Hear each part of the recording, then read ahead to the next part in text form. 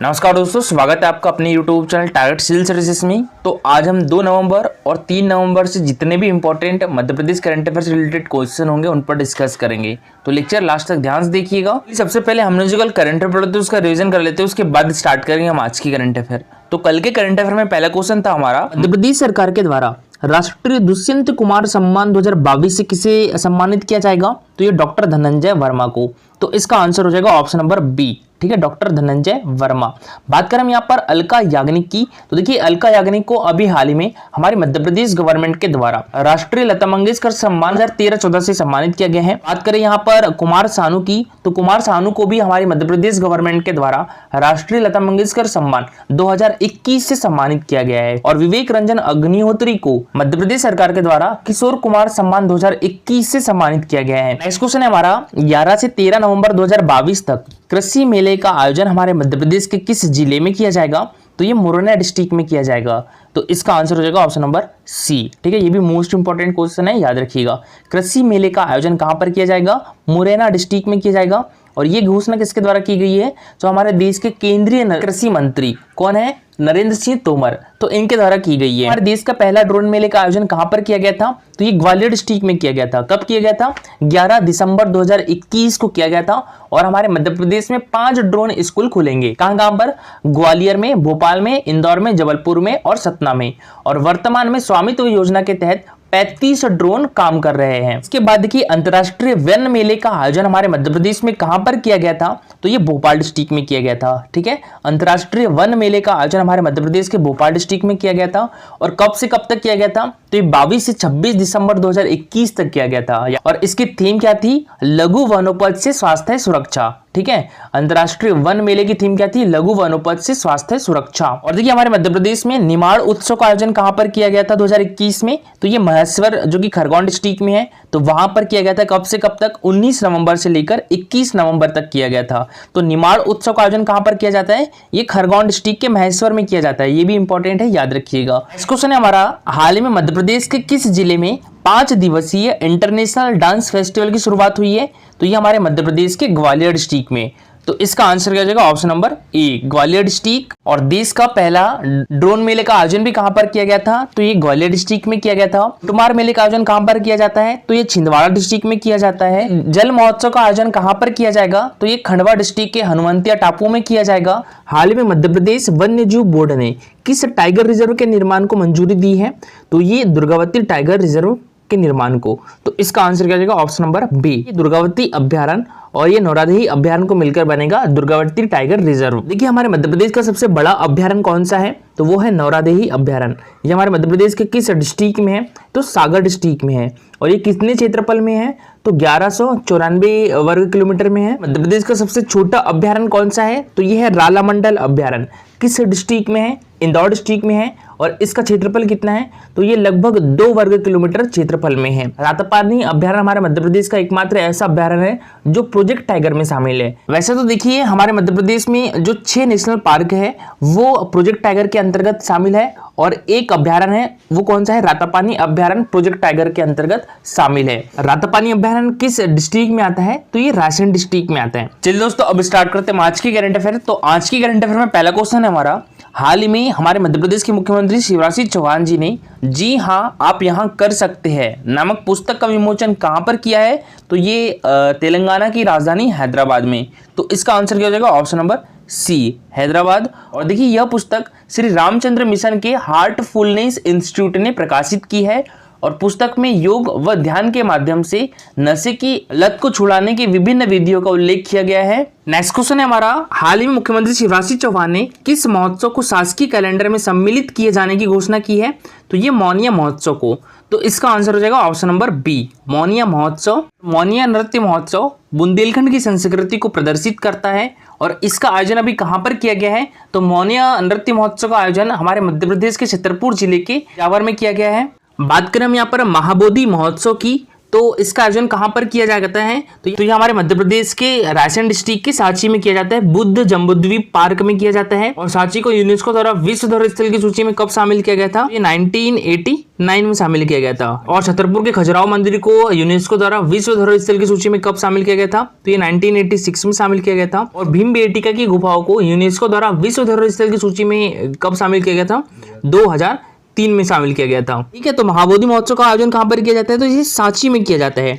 और निर्जनी महोत्सव का आयोजन कहाँ पर किया जाता है? तो ये हमारे मध्य प्रदेश के अलीराजपुर डिस्ट्रिक्ट में किया जाता है।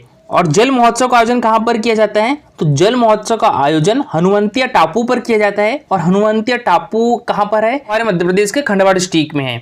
तो देखिए, मौनी महोत्सव को शासकीय कैलेंडर में शामिल कर धूमधाम से मनाया जाएगा। मौनी महोत्सव बुंदेलखंड की संस्कृति को प्रदर्शित करता है। मुख्यमंत्री शिवराज सिंह चौहान जी ने छतरपुर जिले की तहसील बिजावर के जानकी निवास मंदिर परिसर में मौनी नृत्य समारोह को संबोधित किया। मुख्यमंत्री श्री शिवराज सिंह चौहान ने बिजावर में विकास कार्यों के लिए 18 करोड़ रुपए की राशि स्वीकृत करने और सटई को तहसील बनाने की घोषणा भी की है। और बिजावर में एकलव्य विद्यालय शुरू करने के लिए केंद्र सरकार से अनुरोध किया जाएगा। क्वेश्चन मोस्ट इंपॉर्टेंट है, हाल ही में मुख्यमंत्री शिवराज सिंह चौहान ने लाडली लक्ष्मी योजना 2.0 का शुभारंभ कहाँ से किया है? तो ये हमारे मध्य प्रदेश की राजधानी भोपाल से किया है। तो इसका आंसर हो जाएगा ऑप्शन नंबर बी।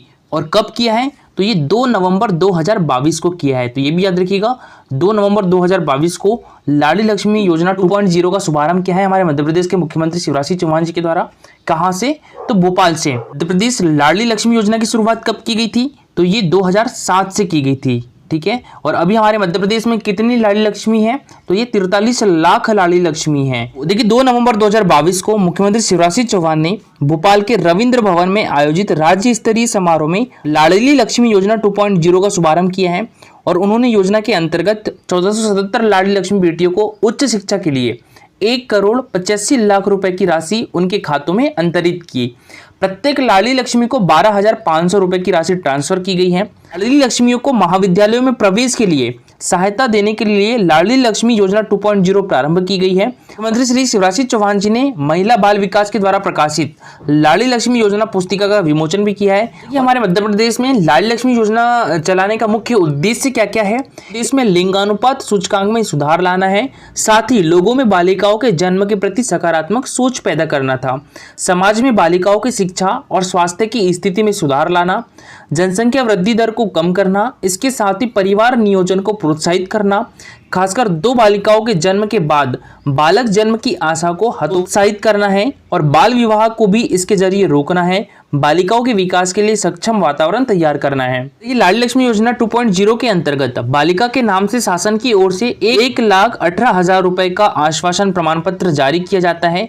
इसमें 6वीं में प्रवेश पर 2,000 रुपए और कक्षा 9वीं में प्रवेश पर 4,000 रुपए और कक्षा 11वीं में प्रवेश पर 6,000 रुपए और कक्षा 12वीं में प्रवेश पर 6,000 रुपए की छात्रवृत्ति प्रदान की जाती है। और इसके साथ ही लाडली बालिकाओं को कक्षा 12वीं के बाद स्नातक और व्यावसायिक पाठ्यक्रम में प्रवेश लेने पर 25,000 रुपए की प्रोत्साहन राशि 2 समान किस्तों में पाठ्यक्रम के प्रथम और अंतिम वर्ष में दी जाती है। बालिका की आयु 21 साल पूर्ण होने पर, कक्षा 12वीं की परीक्षा में सम्मिलित होने पर और बालिका का विवाह शासन की तरफ से 1 लाख रुपए का अंतिम भुगतान किए जाने का प्रावधान है। भोपाल में भारत माता चौराहे से पॉलिटेक्निक चौराहे तक का मार्ग, जो अभी स्मार्ट सिटी सड़क से जाना जाता है, अब लाडली लक्ष्मी पथ के रूप में जाना जाएगा।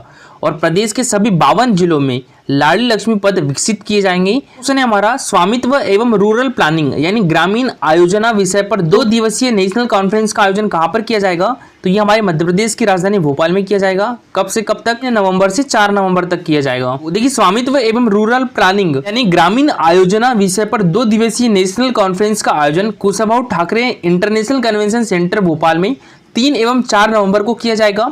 पंचायत एवं ग्रामीण विकास मंत्री श्री महेंद्र सिंह सिसोदिया 3 नवंबर को शुभारंभ करेंगे।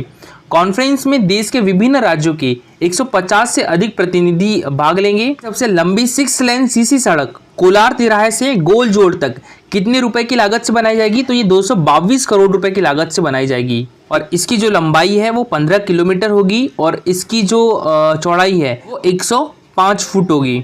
नेक्स्ट क्वेश्चन है हमारा, हाल ही में भारतीय खाद्य संरक्षा एवं मानक प्राधिकरण के द्वारा भोपाल सहकारी दुग्ध संघ को कौन सा ग्रेड मिला है? तो ये A+ ग्रेड मिला है। तो इसका आंसर हो जाएगा ऑप्शन नंबर ए। ठीक है, अभी हाल ही में भारतीय खाद्य संरक्षा एवं मानक प्राधिकरण के द्वारा भोपाल सहकारी दुग्ध संघ को A+ ग्रेड प्राप्त हुआ है। तो देखिए, भारतीय खाद्य संरक्षा एवं मानक प्राधिकरण यानी FSSAI द्वारा भोपाल सहकारी दुग्ध संघ को विभिन्न मानकों के आधार पर 101 अंकों के साथ A+ ग्रेड प्रदान किया गया है और प्रदेश के किसी भी दुग्ध संघ को पहली बार इतने अंक प्राप्त हुए हैं।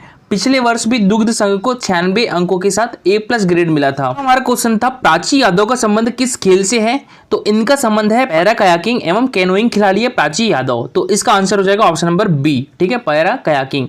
और प्राची यादव का संबंध किस डिस्ट्रिक्ट से है, तो ग्वालियर डिस्ट्रिक्ट से है। और देखिए, प्राची यादव को हमारे मध्य प्रदेश सरकार के द्वारा खेल के क्षेत्र में दिया जाने वाला सर्वोच्च पुरस्कार विक्रम पुरस्कार 2020 से भी सम्मानित किया गया था। ठीक है, तो ये भी याद रखिएगा, मोस्ट इंपॉर्टेंट है। और देखिए, आज का जो सबसे अच्छा आंसर है वो सुयास मिश्रा और सीमा के द्वारा किया गया है। तो देखिए, इनके द्वारा बताया गया है कि प्राची यादव एक भारतीय पैरा कयाकिंग और कैनोइंग खिलाड़ी है।